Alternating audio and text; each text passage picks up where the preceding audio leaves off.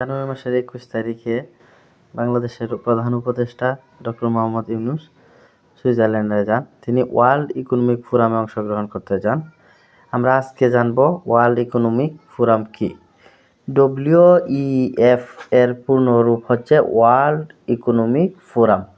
World economic forum হলো আন্তর্জাতিক advocacy বেসরকারি সংস্থা এবং থিঙ্ক ট্যাঙ্ক। এটি অবস্থিত সুইজারল্যান্ডের ক্যান্টন অফ জেনেভার কলোনিতে। এটি 24 জানুয়ারি 1971 সালে জার্মান প্রকৌশলী ক্লাউস শোয়াব প্রতিষ্ঠা করেন। প্রধান কার্যালয় ছাড়াও এর নিউ ইয়র্ক, বেইজিং, টোকিওতে অফিস রয়েছে।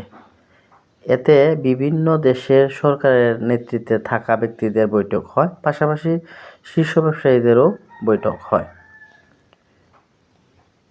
এটি এমন একটি ফোরাম যাতে বিভিন্ন বিষয় নিয়ে খোলামেলা আলোচনা হয়, তবে জিওপলিটিক্যাল আলোচনা থাকে না বললেই চলে।